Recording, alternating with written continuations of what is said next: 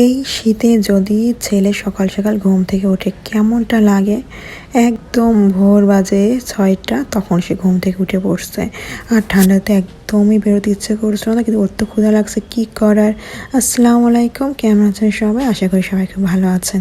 যেহেতু ভোরে উঠে পড়ছে, অত সকালে তো ওকে কিছু খেতে দিতে হবে, তো আমি চলে গেলাম ওকে নিয়ে। সবাই ঘুমাইছিল বাসায়, তো আমি ভাবলাম বাবুকে এই ফাঁকে একটু দুধ গুলাই খাওয়াই দিই, যেহেতু ফিডার একদমই খায় না।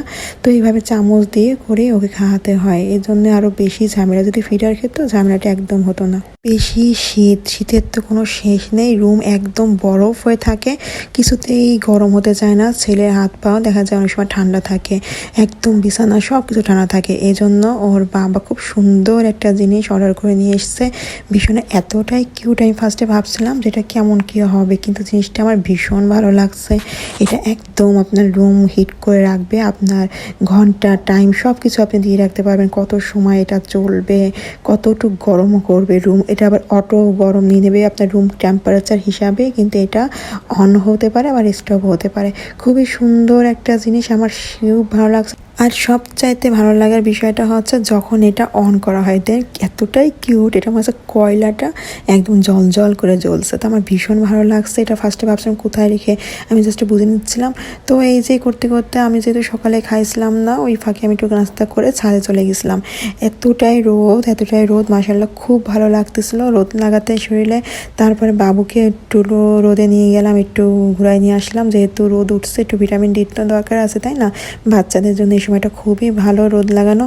তারপর আমরা নিচে চলে আসছে, আমি একদমই রান্নার কাজ ধুইনি, যেহেতু বাসাতে একটু ঝামেলা ছিল, ওই যে বললাম। আরও সকালে উঠছিলাম, মাথাটার ভিতরে ঝিমঝিম করছিল, একদম ভালো লাগছিল না রান্না করতে। তো মা সিম আলু ঘন্ট করবে ধনেপাতা দিয়ে, খুব সুন্দর হবে। তো এটা মা করতেছিল, আর এদিকে আমরা অন্য কাজ করতেছিলাম বাচ্চা কাচ্চা নিয়ে। আসলে হয় কি, বেলায় চলে যায়। আর করবে টমেটোর টক, এটা কিন্তু খুব ভালো লাগে খেতে টমেটোর টকটা। আর এইসব খাবার না একদম গরম গরম কিন্তু ভালো লাগে, ধোয়া ওঠা। আমার তো বাবা এইভাবেই ভালো লাগে। তো একদমই সিমের বীজ ছিল, খুব সুন্দর খেতে, কিন্তু বেশ মজা ছিল।